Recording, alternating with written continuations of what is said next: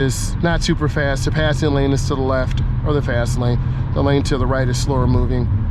So I'm in the middle, keeping good space, taking my time, checking mirrors. It's pretty good to check those mirrors. I'm gonna get this one adjusted a little bit better.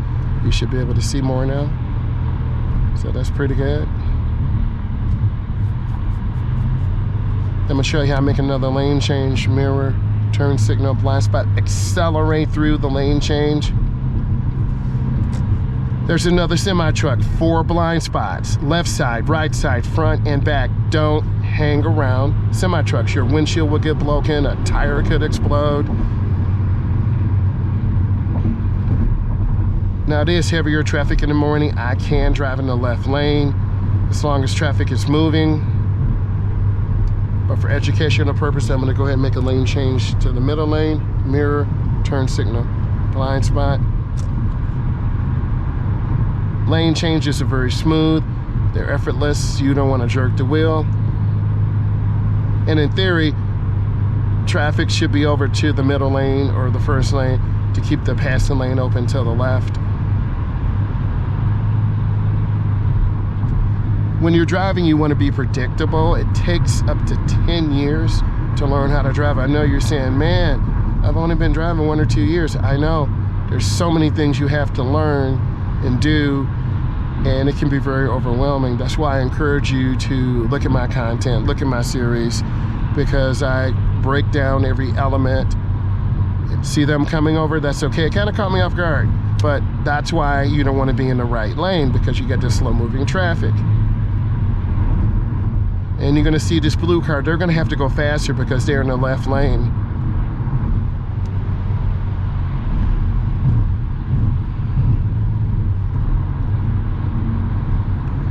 I try to drive with speed, space, and a smile. I try to have good speed. I have pretty good space, and I definitely have a smile. It's Wednesday.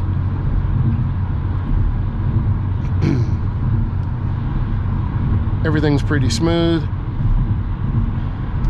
The warning signs tell me it's a sharp curve to the right, so I want to be mindful. I'm going to make a lane change to the left, mirror, turn signal, blind spot, and I'm going to show you how much more of the speed difference it is. You can see me passing these vehicles, and once I pass this semi truck, I'm going to get back over to the middle lane. I can drive in this lane, but you're going to have cars riding you really hard, making you go faster than you want. So when I see the semi truck in my mirror, I'm going to get back over, mirror, turn signal, blind spot, and now I'm back in the middle. You also want to look ahead for brake lights. Like this vehicle behind me, they're just coming really fast through, so you got to be mindful of that.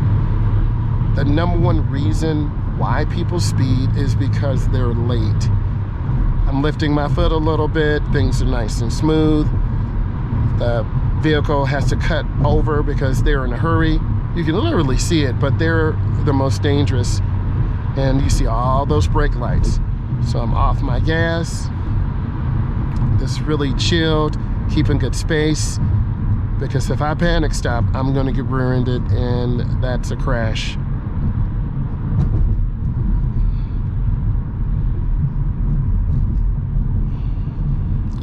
Keeping good space.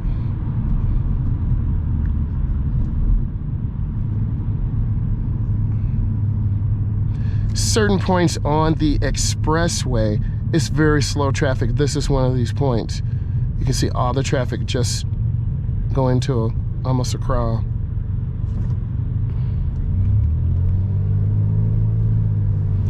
So I tell my students, be predictable. I should be able to predict what you're doing, when you're doing it.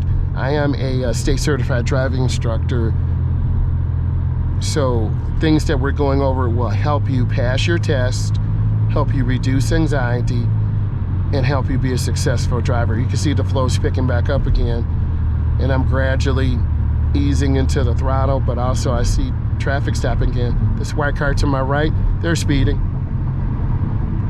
And then I'm gonna squeeze my brakes.